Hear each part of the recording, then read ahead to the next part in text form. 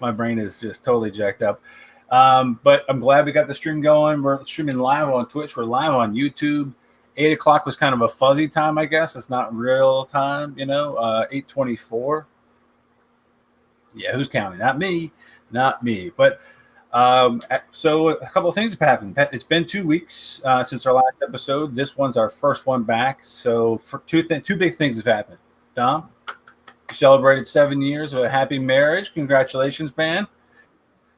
And then on that, just in my typical Ernie fashion, I decided to steal your thunder on your happy anniversary day by having my daughter be born, my first child, on that very same day. You're welcome. I didn't name her Dominique. Sorry, buddy. But Margot Marie Hawkins has been born. I'm officially a papa. So this dad bod has a reason behind it. Oh, I appreciate it.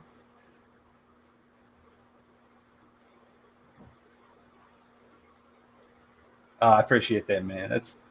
She's cute as button, dude. I mean, I don't want to take too much from the show here, but let's be real. She looks just like her mom, so she's gonna be beautiful. Thank goodness. I mean, I'd make a good looking chick. I know I would. Ask my younger sister. She looks just like me, just longer hair. But man, she's a cute baby. I mean, she's got all 10 fingers, all 10 toes. She's symmetrical. Even the acne is cute. You know what I mean? Like just everything about her is fantastic. I already am just I'm wrapped. She's got me wrapped around her finger, right? Like there's nothing I wouldn't do for this kid, and it didn't happen right away. I'm a bad person. Okay, my first and only concern the minute she came out into the world was, is Michelle okay? And once that was found out, she's all right. Because I knew the doctors and the nurses and the staff were going to take care of the baby. I was concerned for Michelle. But the minute that was true, then everything went the other direction. It is, how is the baby? How's the baby? How's the baby? Does she love me the most already? If she does, great. If not, how do I change that? So it's been good. But no, I was happy to share that news with you. And you know what? Here we are 2 weeks later. We're back in the chair. Michelle was kind enough to let me have the episode, and I'm happy to be back. So hopefully we'll start enjoying this new home on live instead of me trying to chop together our weird videos from Zoom every week. I'm going to try to get this live stream going. So we've got, I know, fuck it, do it live. not 100% of, listen, funny guy in that moment, but we at Joystick Maverick disavow his actions behind the scenes, okay? We do not treat people that way at Joystick Maverick because there's only two dudes that work here, okay? But let's get started, man. I think we got a big week, so a bunch of crazy things happens.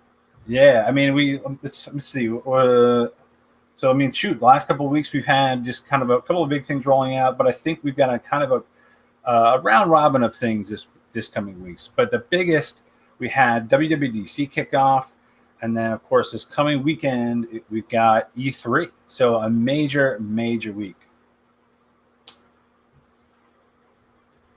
Yes.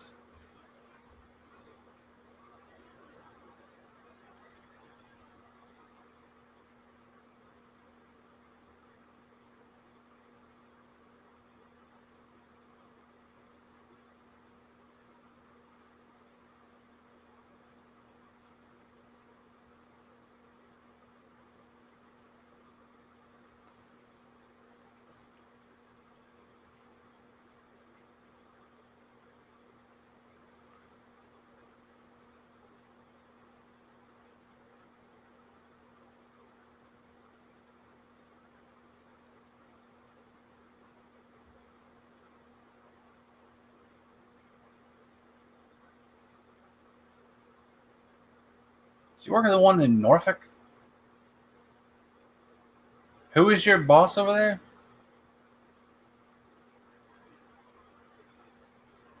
Ryan.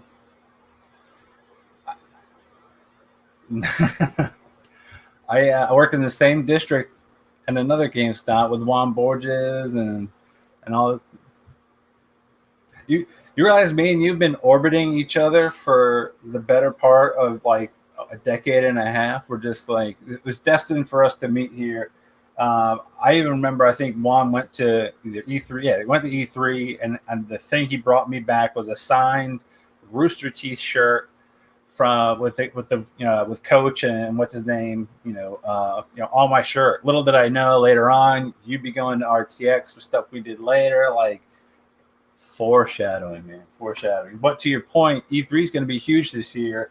And what I'm going to do is just kind of read through real quick on the Saturday, Sunday, Monday, Tuesday list here. We've got the broadcast pre-show. We've got Ubisoft. We've got some, Gearbox. We've got Games Beat. On Sunday, we've got the broadcast pre-show, 24 Entertainments, Naraka Blade Point. We've got Xbox and Bethesda. After that, Square Enix, Warner Brothers Games.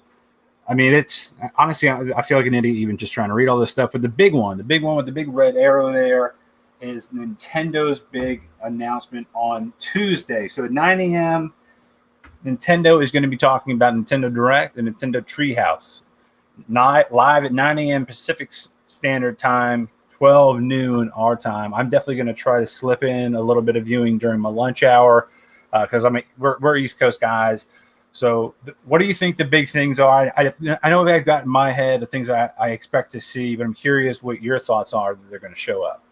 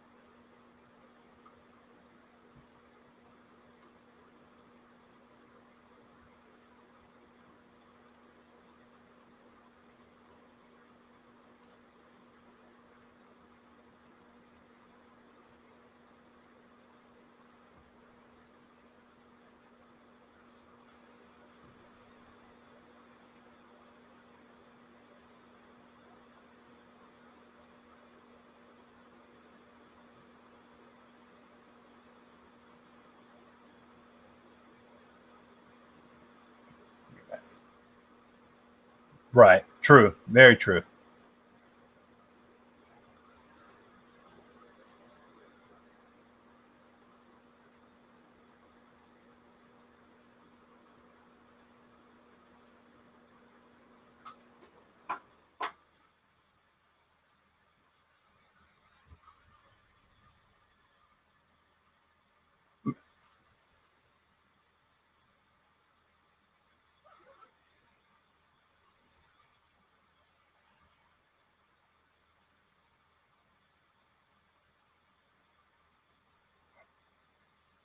Hmm.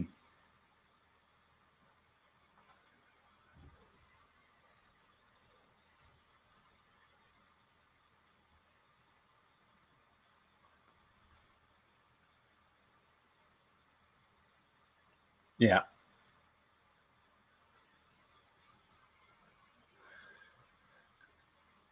I mean, they've got to announce some new Smash Bro or Smash characters, right? Some the new DLC there. I really hope. One of my favorite games, and this is kind of a weird, deep one. This is a deep cut for me. One of my favorite games on the original Game Boy was a Kirby game, and so ever since playing that on a many road trips, just sucking down four AA batteries at a time.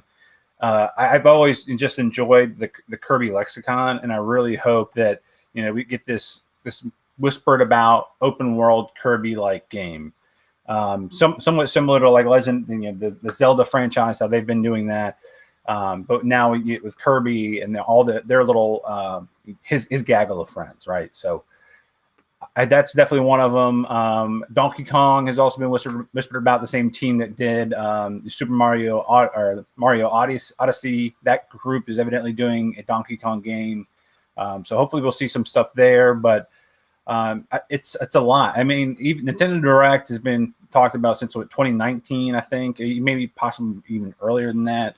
So there's a lot of hype, and I really hope they live up to it. They've only got 40 minutes to really chat, and I mean, you and I both know 40 minutes flies. So there you're going to have people rolling one after the other, or just have really small snippets. I mean, typically, I think what we see from them is a lot of like trailers, not a lot of gameplay. So, yeah, exactly.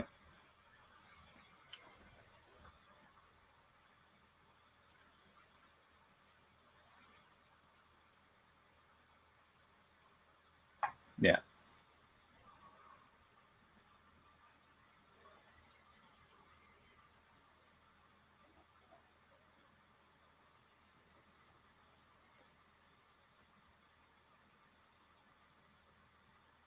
Right.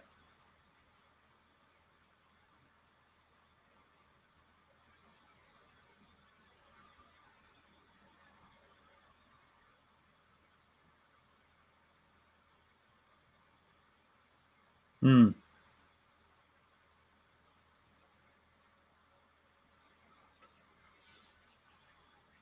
Yep.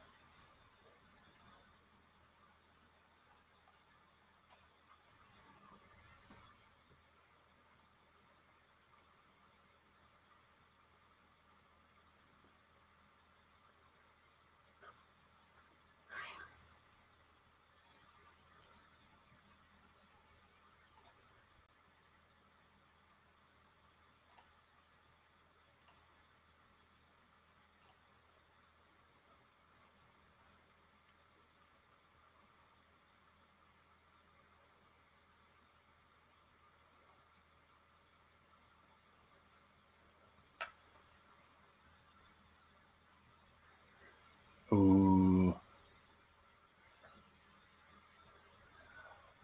Well, yeah, I mean, we've talked about the Devil May Cry series recently a lot, obviously with Castlevania, which we'll talk about a little bit later in this episode. But so hopefully that kind of continues to be a big push coming up in this E3. I mean, the biggest one for me, I want to see some stuff from Razer. I think, but Monday afternoon, right around 3 p.m., they've got a little something. I'm curious to see, because if I recall, it was E3 where they had their laptop blade that had the double screens that came out to the side, and they only made like 4 of them, and then they were stolen. Like 2 were stolen out of the 4 prototypes they had. So I'm curious, what they might show. I mean, that was at the time, it blew my mind that there was going to be 3 4K displays on like a desktop replacement. I mean, imagine just being able to carry around a full-on flight sim station, but or if you're like me, a graphic designer, would be cool.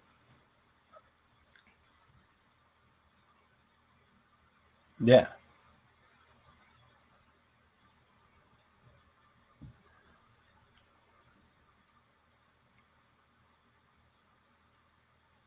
Mm.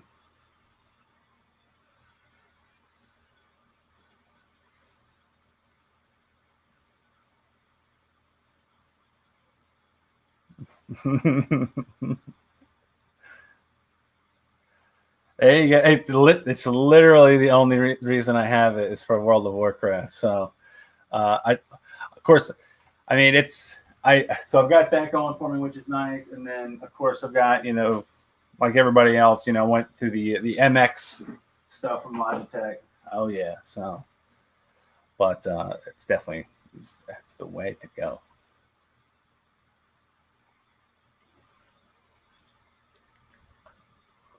Mm.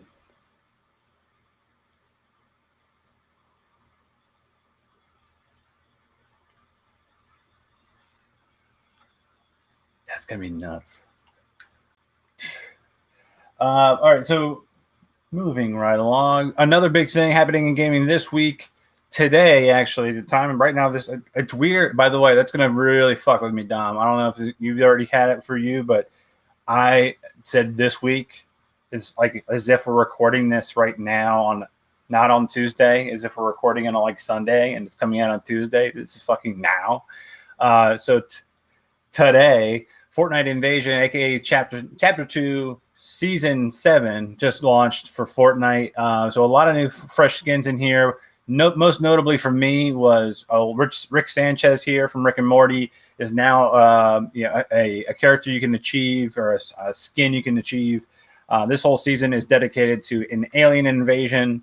If I'm being totally honest, I didn't really play the last season. I mean, granted, I was just all over the place and personally, but I really didn't care for the primal storyline that it held. This season, Aliens, I'm back in. Men in Black all the way. I want some Will Smith. I want some Tommy Lee Jones, and I want to give it in there, and I want to bust some bugs. I'm doing my part. It's Starship Troopers. Let's go do it. You know what I mean? So I'm looking forward to what it happens. And what really pissed me off, if I'm being totally honest, was last season they slipped in and maybe just being so busy I missed it. There was a whole comic run of Batman crossing over into Fortnite. Batman ended up being in this last season. Thankfully, I noticed the last 3 weeks and scooped me that Batman skin because I just love being the Dark Knight in all ways, shapes, and forms. Thus, my aesthetic is very specific. But it is what it is, and I'll keep my eyes open for this season. Maybe some other cool things coming along the way. There's been some teasers about potentially Thor coming out, Loki being in there, some different art and stuff like that. But we'll see how it rolls.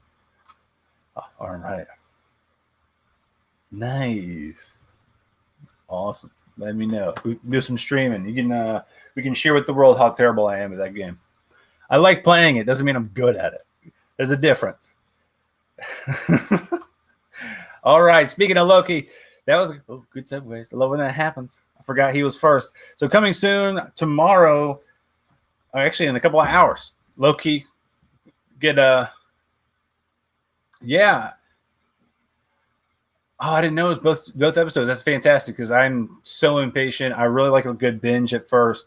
Loki, this takes place actually in the alternate universe from the normal cinematic universe we're used to, where Loki was actually able to slip away using the Tesseract and escape his Avenger buddies from the original 2012 event where he was battling in New York. So the big takeaways there are all of those different things that occurred to Loki after that in the normal stages 1, 2, 3, and 4. Where he had some kind of character growth. He doesn't have that. So he's back to being, an asshole, scumbag. He gets to be that little bit of evil. And now he's in this kind of Time Bureau-esque world where there's different realities and that kind of stuff.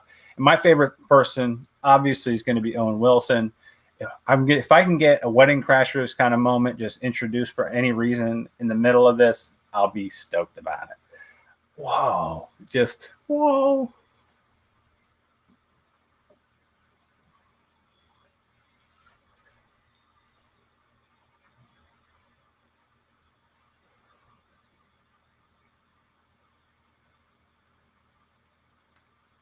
Yeah.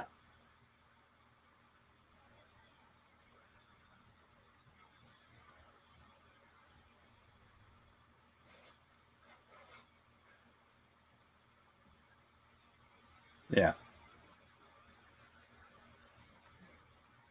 He did the full Boba Fett gambit, but actually we got to see him in stuff versus just people hated the bad guy Boba Fett because he just showed up and caught people. Well, at least we get the anti-hero arc, but now we're back to this scumbaggery. To your point, I can't wait to see what happens. Tom Hiddleston, I really appreciate that.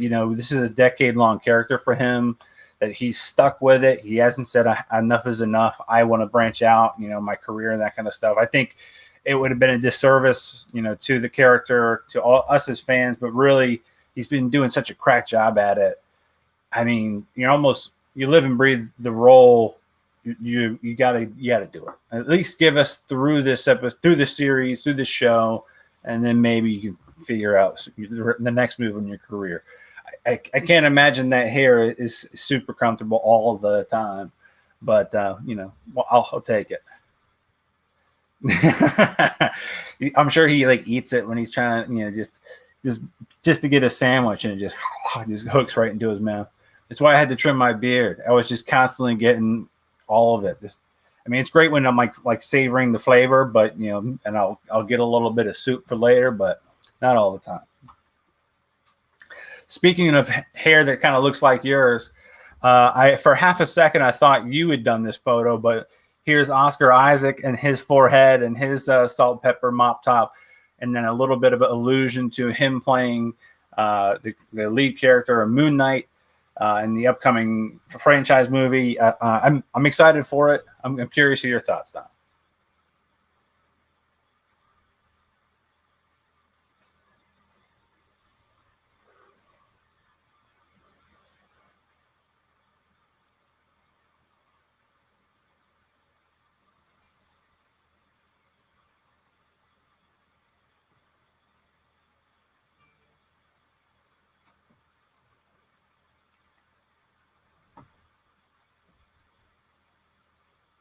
Yes.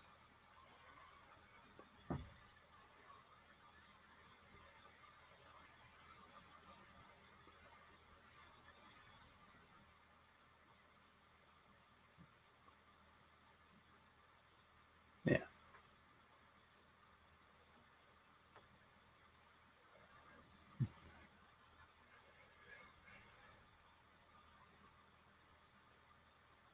Yes.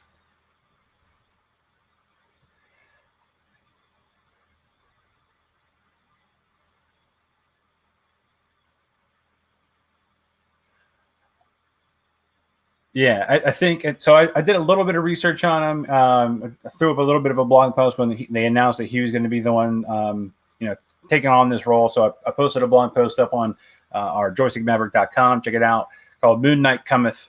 It's really just saying exactly what you said. To me, the best way I kind of got the gist of it was he's the Marvel Universe's like fucked up version of Batman. Not necessarily like, he was an orphan and a billionaire. No, he's kind of like a schizophrenic, master of all things like kung fu. He's a great fighter. He's a kind of a detective of sorts, and he basically supposedly has multiple personalities, and one of them he kind of believes he is the arbiter for the moon god, the Egyptian moon god. So Moon Knight, but the polar opposite to me is the fact it's Marvel versus DC, Dark Knight, and then Moon Knight, but his outfit is completely white. So instead of being like real dark, it's like supposed to be like, why is this guy so bright? And he's like, because I want them to see me coming and be afraid. Whereas Batman, he's like, he uses the darkness as his fear, right? Yeah. So it's. I mean, I can see where a little bit of like people. All right, so DC's got fucking Batman. Yeah. Oh shit. Ooh, Moon Knight. Yeah, I can totally see how that would have played out. And I think we see those all the time, like Darkseid with Thanos, and like all these different like comparisons, like Quicksilver and Flash. Yes, exactly. So, but I'll take it. Again, to your point, he's a great actor. He's going to be in the new Dune movie alongside Aquaman. Who else is in that? I mean, there's a bunch of Timothée Chalamet, everybody's boy crush. And then even what's his face, Thanos himself is going to be in there. Josh Brolin. So that's going to be an awesome movie. I definitely enjoyed the Dune series in general, so that should be fun. Moving right along. Guess who got?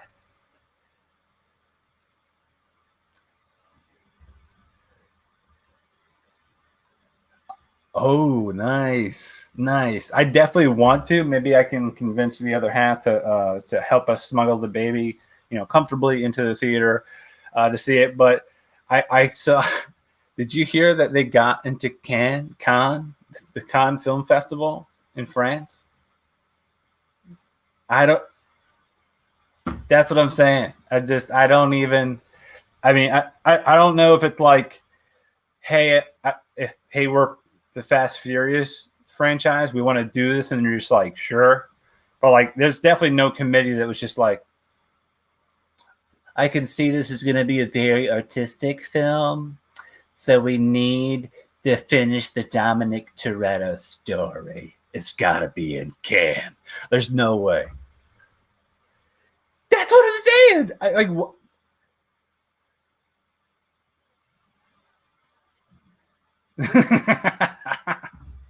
It's F9. It's fine. It's like it's I. It, why? It's in Sundance, and it's like it'd be weird. All of a sudden, you start seeing those like little the Caesar rings, like best picture, most the greatest soundtrack, and just those different little like, oh man, look at all these awards. I mean, okay.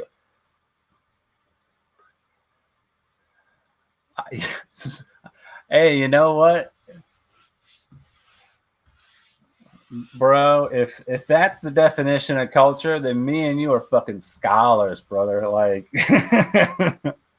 yeah, where's my long little plastic stick with a cigarette on the end, like Cruella fucking DeVille. But moving right along. Speaking of class and culture, I never heard of this until it was coming out on HBO Max. So tell me what you know. Give me some.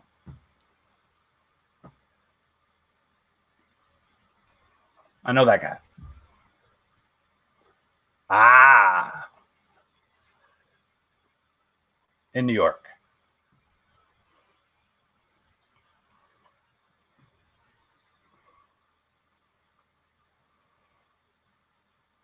Hmm.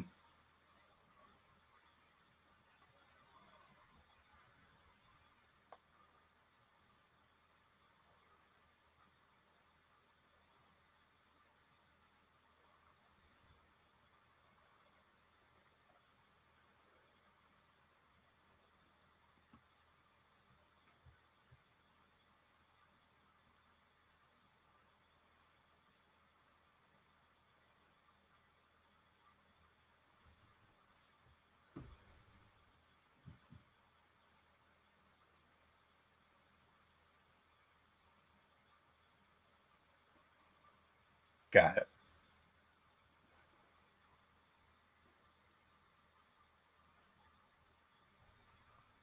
Hmm. Okay. No shit. So he got to upgrade. He graduated.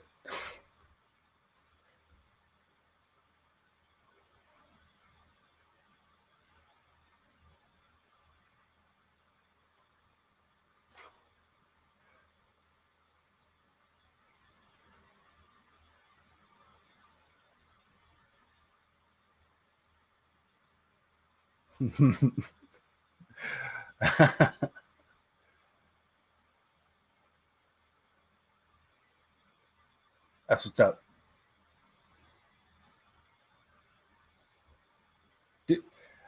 I that's the only thing I know about this is that trailer, and I'll be honest with you, I was like, all right, I'm gonna watch this just from the music, and even if like the rest of it isn't like incredible like that first couple, I'm sure it is because Lin-Manuel's track record is not trash. I mean, he's got bangers, right?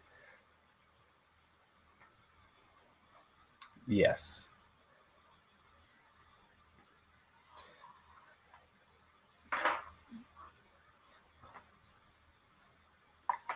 Yeah. To me, he's like the current version's like uh, Elton John slash Phil Collins of like the early '90s, right? Like,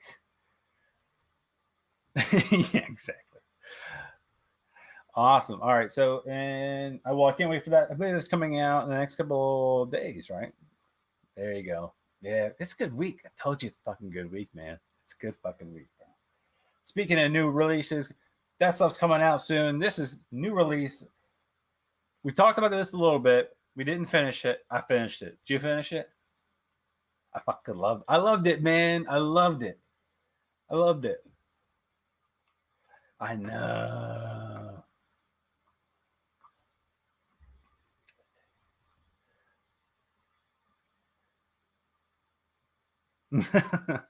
It's,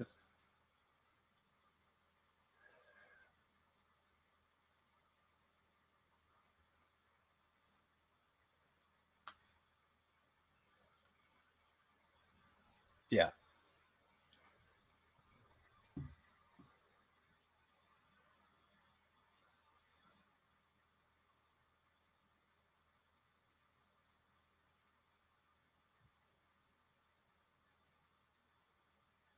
Yeah.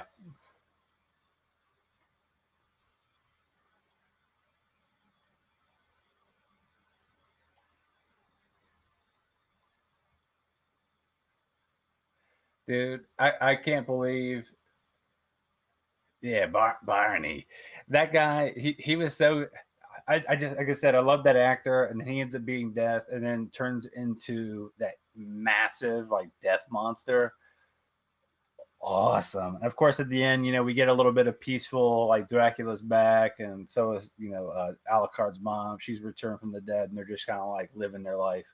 But he's still a vampire, so it's not like his soul was purified by like coming back from hell. It's like, no, I'm still fucking Dracula. But no,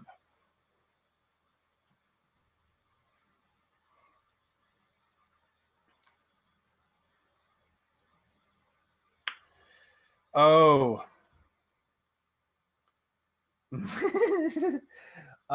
no, I know who you're talking about. Yeah, Carmela, not Carmela. Is it? Yes. Her like eyes go all blood red and shit. She's just fucking dude. That whole room being like just inches deep in blood from all the carnage. Awesome. Oh man, such a great show. I love that the town, like they named the town Belmont. Like, I'm like that's what's up. It was just all these little neat pieces. Good, it's good shit. I know you haven't had a chance to see this one. Sweet Tooth just came out this past week. #1 movie on Netflix. I really, really enjoyed it, man. They did a great job with the not necessarily the animation, but like the visual effects for his antlers. You can see here, so there's no spoilers there. It was really great at like slow feeding information, but keeping you engaged. And just the storyline itself and the actors did a great job. There was nobody really phoning it in. As far as like, you've got these kind of bigger name actors on screen, then they could definitely, just be getting a paycheck. But I think when you got, Robert Downey and his other half, Susan Downey, I believe is her name, when they're executive producing, you're not going to just kind of be a bitch, right? You want to get that recurring work from some of the biggest names in film. And it's a series that has got legs. It's going to go beyond just this first season. It just like that comic series from DC itself. It was, it's a lot bigger than just a couple of episodes or a couple of issues. So it was good. It's definitely worth the watch. And even like, even though this seems to be centered around a small kid, there's a lot of like adult issues that you're kind of not necessarily the kids dealt with, but the adult characters have to kind of talk about and confront. And it hits close to home because of the entire story arc that causes this world where there is a boy that is half deer, half man. So because it hits on this present pandemic, and that's as far as I'll get with that. So, but for those of you, no,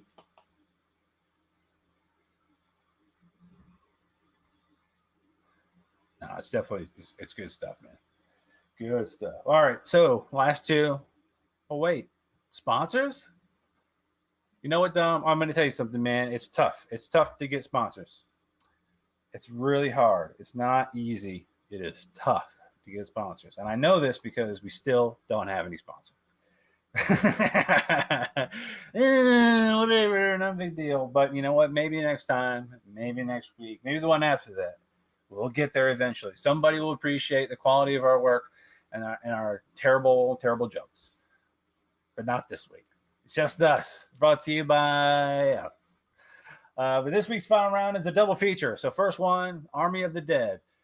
We talked about this previously. Oh, dude, I enjoyed it immensely, but that's because I think I don't know, like it's like when Apple comes out with something that every other hardware company or software company has already done before, but they've Appleized it, and it's like, oh, that's why I like it. I'm a fanboy of Zack Snyder. I'm never not going to be a fanboy of Zack Snyder. And you got Dave Bautista in there, and even like, the rest of the cast themselves. I think they did a great job, and it was just a fun film. You didn't have to really give me a lot of storyline. It's a zombie movie. We know it's a zombie movie. It takes place in Vegas. We know it takes place in Vegas. Like, there's not a lot of need for like really pulling any heartstrings. They do a little bit of something, but it's really just to push the story forward.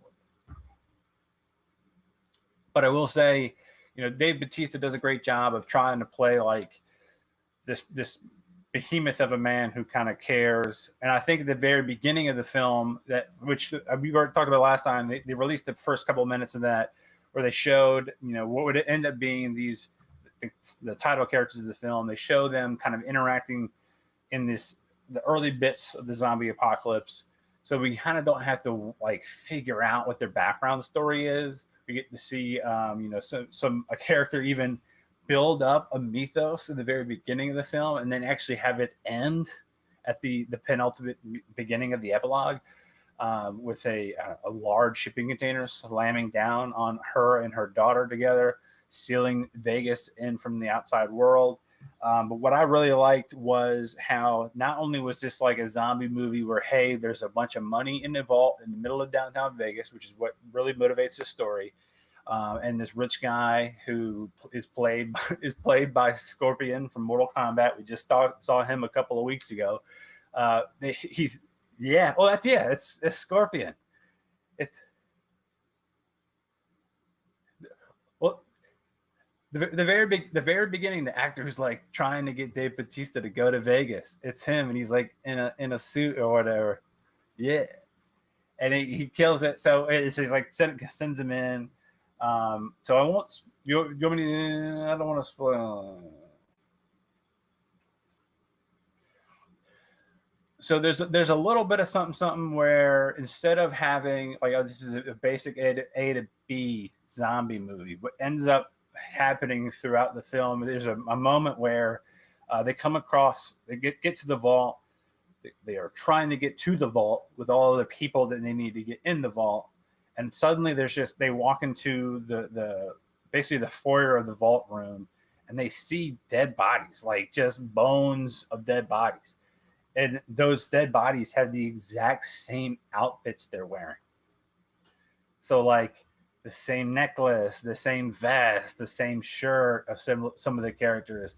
And now it's kind of this idea of that it's a time loop inside the Vegas vault area, but all the things that happen in the loop continue, and it's just these people that get to start over in the box. So if they die, say getting to the vault, then those same humans reset, but now their dead bodies are sitting there, so they get to try again. And because of the different things that have happened, like say a zombie has been on the left-hand side, so they've chosen to go right.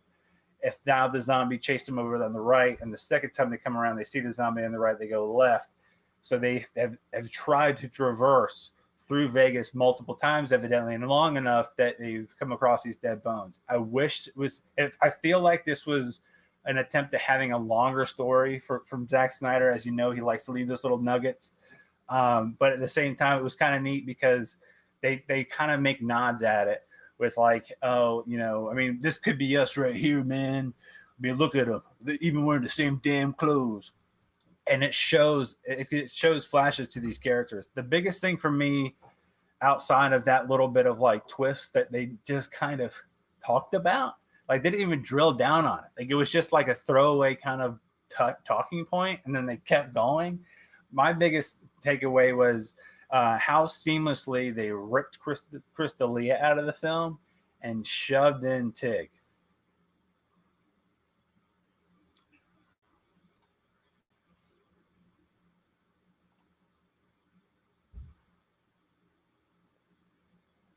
Yeah, man. I mean, honestly, I think they did a crack job of just because I say crack. They did a good enough job. She's green screened in the entire time.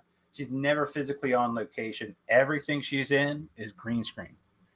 You even see when like some of the characters talk to her, they're just talking through a fence or to something. You never see them together in the scene. It's just camera A pointing at Tig, camera B pointing back at whoever's discussing something with her. So it was clearly reshoots or whatever, but they did their best with what they had. So I mean, it's it just shows like how your tomfoolery and chicanery outside of your work can definitely come in and just totally kind of taint the work for everybody else. So you got to keep it on the up, everybody. Learn from Chris D'Elia's mistakes. And but big props to take for stepping in and trying to make lemonade out of some really fucking pedophilia like lemons, But how far have you got into it? What do you think of it so far?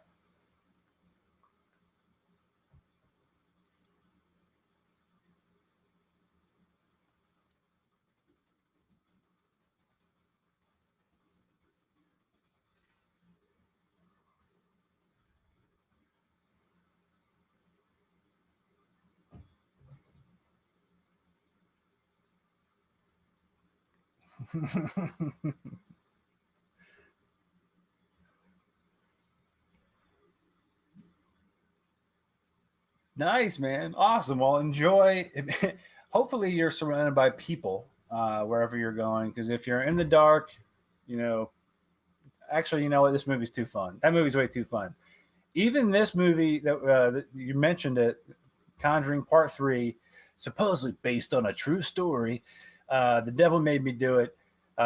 This whole movie follows the main two characters and really touches base on basically a big court case where the court kind of admits that the existence of the devil in a sense where although the guy served time, it's very interesting to me how once again it's like these not necessarily half truths. These little bits of truth can be made into a very large cinematic film. This wasn't as scary to me as the first Conjuring or the second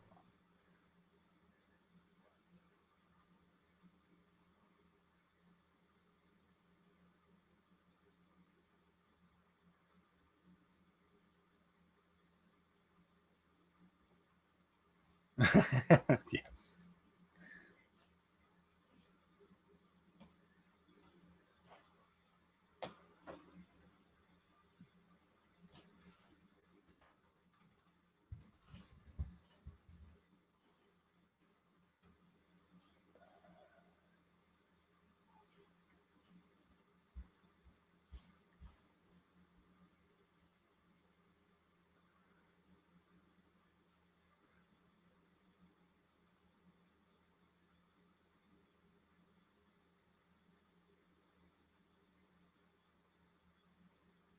Yeah.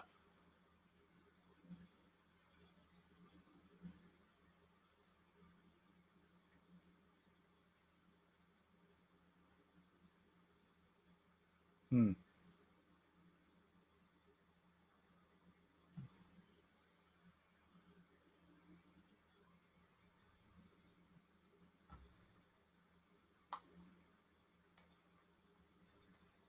Yeah.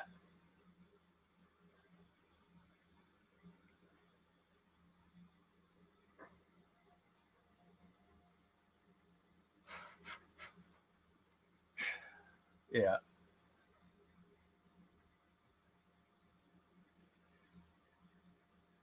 Oh, I mean, and I think what really killed it for me, I mean, two things. One, I mean, I realized it might also, be,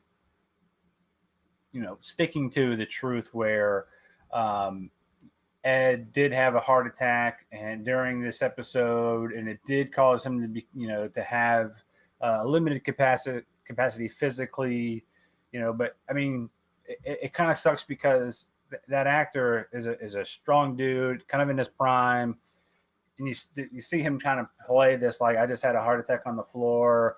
Now for the rest of the film, I'm a little limpy, a little wimpy.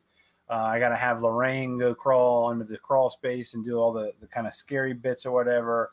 But like that to me kind of distracts from the rest of the story. But the other thing that I think it felt victim to was what I called like the who's the famous person of the week syndrome in a lot of like television, right? When you're watching dramas or like any kind of mystery show, whoever might be a special guest that week is probably either who done it or related to who done it. And it's exactly what happened in this movie with John Noble, who, if you are a fan of the Fringe series, you would know as Walter Bishop. The minute I saw John Noble, I was like, guess what? He's either in on it or somehow related to it. Yeah. Red flags. It would have only been more on the nose to see Sean Bean in there, like just Ed Stark or Ned Stark being in there, just like, oh, he's not the bad guy. He's not going to be somehow the demon itself or something. Like, come on, man.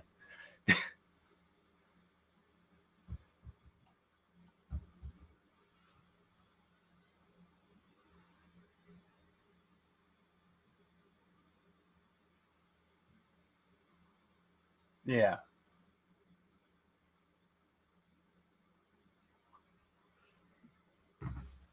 Every time.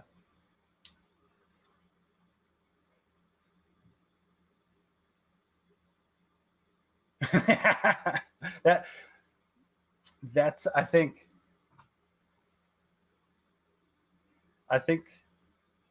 oh yeah, I was gonna say This Is Us. He's like the or the three siblings. He's a genuinely a good person in that show.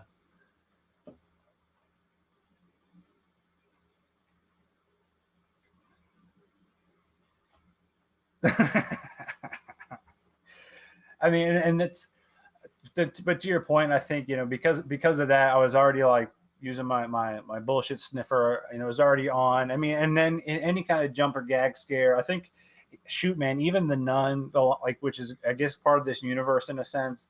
From I think Apartment 24 did that one. But those kind of movies are starting to lose their edge. I think it's the same thing. What I think is going to happen with the movie Spiral from the Book of Saw. I think, yeah, exactly. I don't. It's not new, so you're probably not going to get the same amount of like creep factor, and it's why, like, playing Resident Evil, to go back even to the 3 weeks ago episode, I enjoyed the game. It didn't creep me out, and I even read online they had to dial back the tension factor because people thought it was too scary. Like, actually, I couldn't continue to play Resident Evil because of the game mechanics. I was getting physically nauseous by moving my character, and then there was a delay, and then movement. It's like when I would drive stick shift. If I drive and put it in gear and I hit the gas, that car better go. If there's lag, I'm gonna get kind of all wibbly wobbly and just I can't do it. But that's well, let's go. Let's reel it in, or to get off a tangent. Conjuring, it's fine. You want to eat some popcorn, snuggle up with your boo, let her get scared or him get scared. You do you. Fine. It was lacking to me though. Yes, we do. So let's circle back. So a lot of honorable mentions that I honestly just didn't have time to throw into this presentation this week. So let's go back full circle. Coming soon, I think the bigger ones: Eternals. Eternals.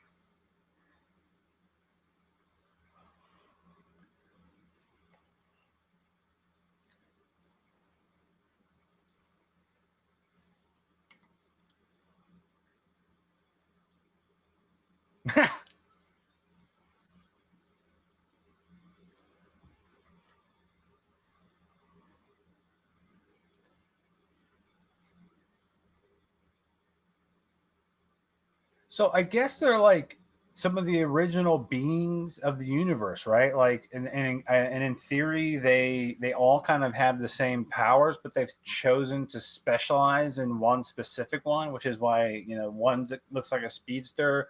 But like, to your point, I have no clue, and I love the like already tongue in cheek that they're kind of like they're so badass they don't have to care, and even like they've got what's his face, Rob Stark is like, oh, I'll lead the Avengers, and they're all kind of like giggling at him, like, yeah, whatever, bro. And then and I have no idea who Kit Harrington's going to be playing. So you've got two of the Black Knight.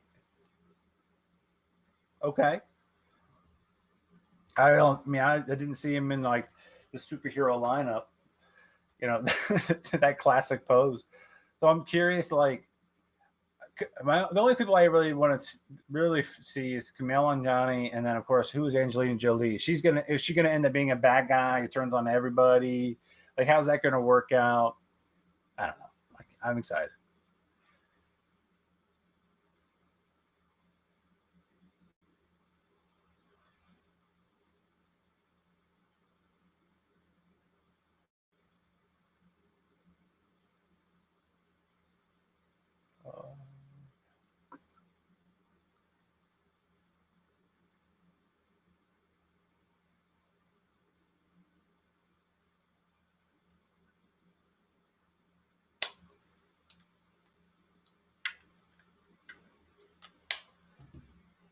Cutting out. No. I'm losing you. I'm losing you on audio. Can you hear me? Damn it, man.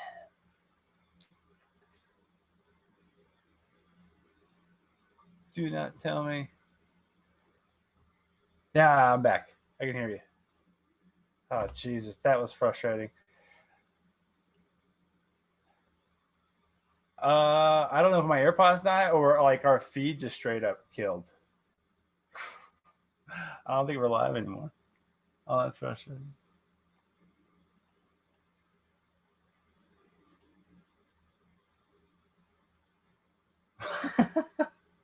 All right, sweet. Thanks everybody for waiting on that technical difficulty. Yeah, dang. Well, hey, to your point, he is Jackman, and I'm curious to see. Hopefully, he just ends up being Billy Badass because he's already looking super cool. I think he's like throwing like a jacket over his shoulder, like "What's up? I've been looking this stoked and yoked this whole time." So I'm definitely curious to see, you know, what it entails for him and those characters in this movie coming up.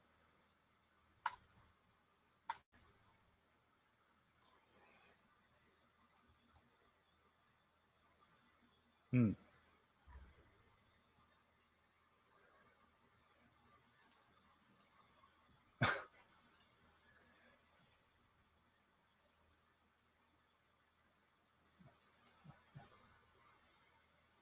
Hmm.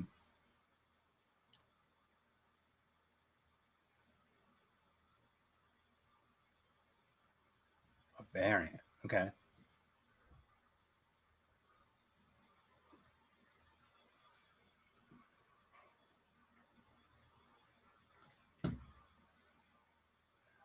Guess who got hit with the ugly stick in that group? A balls chin guy. Yeah. Well, they don't have any wrinkly chins, so I mean that's a win in and of itself.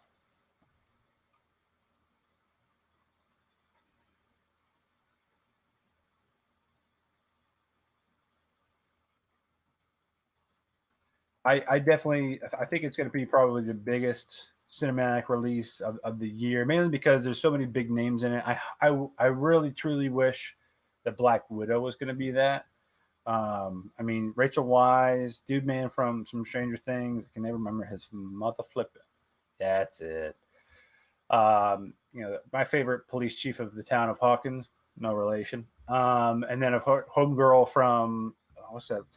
Little Women, and then before that, she was in what is the name of that? No, no, that was the first one, and the second Little Women's is the sister in Black Widow. No, it's she was in that right before that. It was that stupid horror movie. We're in some town, somewhere weird like Swedish like ceremony town. Or anyway, I digress. Bro, that was immediate. Ashley, were you waiting to open the door? Hey, you're live on YouTube and Twitch. What's up? Say hey to the missus.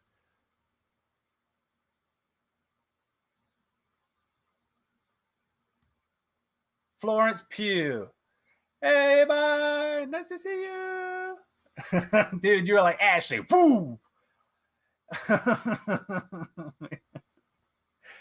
How much you paying her for that? You were like, hey, I'll give you $100 if you just wait for me to call on you on cue. That was awesome. We got to be real quick about it.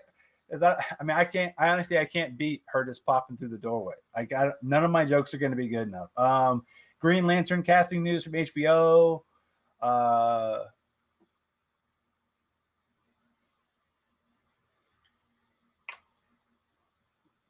Gotcha. Yeah, he's like a he's got like a cape and a bunch of leather clothes. Yeah, he looks like a bad magician.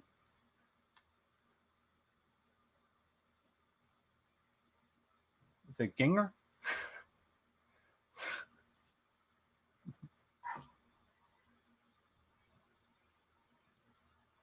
Yeah.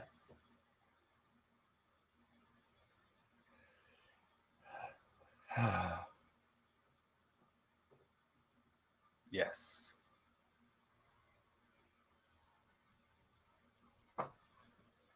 And hopefully it's not cheesy, man. Hopefully we get the same kind of quality we would hopefully get from something like the Zack Snyder film. No offense to Ryan Reynolds. I realize you met his wife on that film. Congrats. I mean, really, that whole movie was for him. he got a paycheck. He got a lady. He got some babies later on. That's it. We gave it to you. You're welcome. But then the last piece I think we wanted to mention was Tina Huerta, Rafa from Narcos. He's being cast as Namor in Black Panther 2. No. Namor.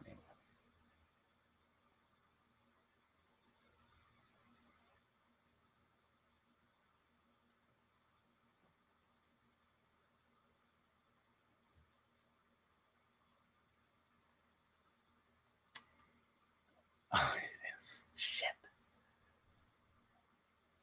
Yeah.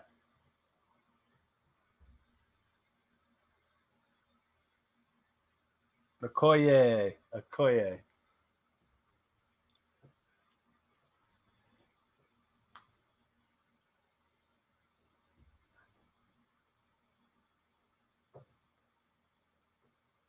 Aquaman. Right.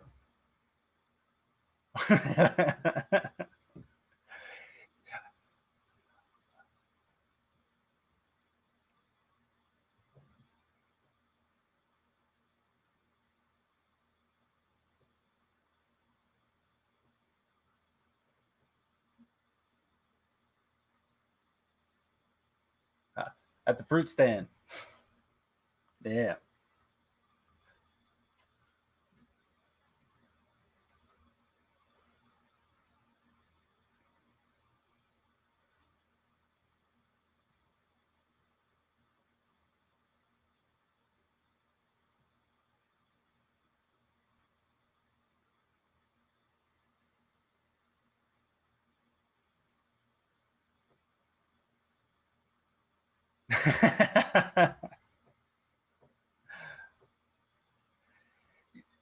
He's basically took. I mean, he's like a super genius plus Aquaman plus like the just the devout protector and love for his people of Atlantis, like Black Adam.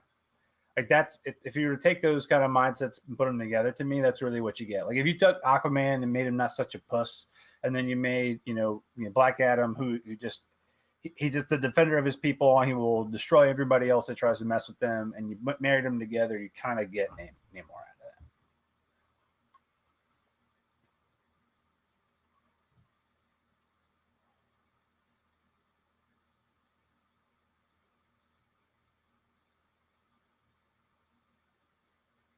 that. I don't speak Spanish now. I'm gonna need you to talk slower. Got it.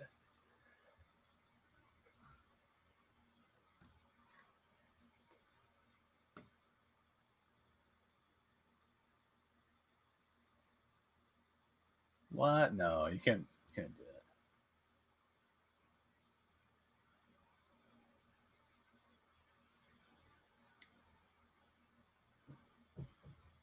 Yeah.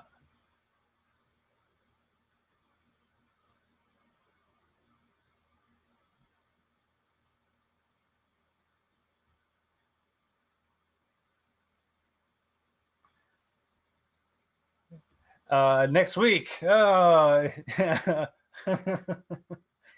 On coming soon, he's been recast. Tig is now playing Namor.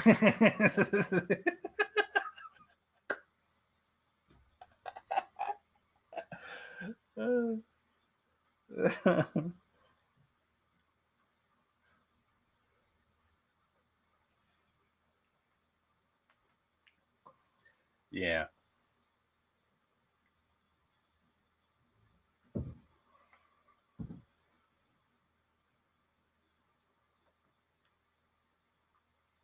Yes. Yes.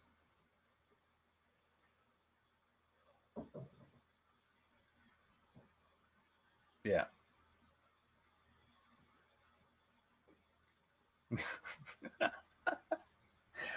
I mean, yeah. I mean, I think a funeral might be. It's probably one of those few things I think he might not do. I mean, you would. I think we all kind of half expected that at the beginning of Falcon and Winter Soldier, right? When you saw Sam putting on the suit and stuff, you're like, oh, bitch, is this about to be a Steve Rogers funeral on the very first opening scene? You know how many people would have just been like, nope, I'm done. I'm not ready to face this yet. Like, and I think there might be other people out there like that too for Chadwick Boseman who just aren't ready to see the character that they find and identify with and have personified for their hero, be kind of put to bed in the MCU.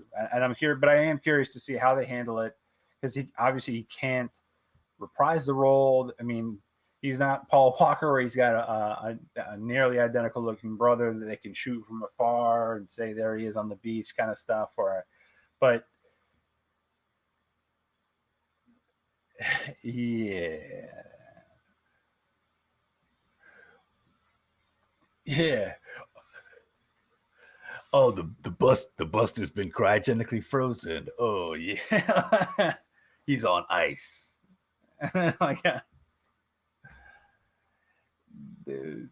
Oh, it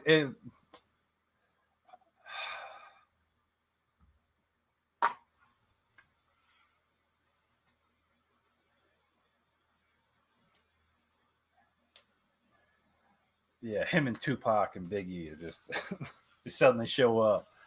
What's up, Tom? Just saving the day. But man, all right, I think we've gone full circle. Once again, ending it on a high note. We got the beginning, we got birth and love and anniversaries. At the end, we've got death. It's just the circle of life. The circle of life. There we are. Right back to me. Nice and focused. Well, thanks everybody for joining in. I am Ernie Hawkins. He is Dominic Irvin. We are your hosts of the show. I'm more.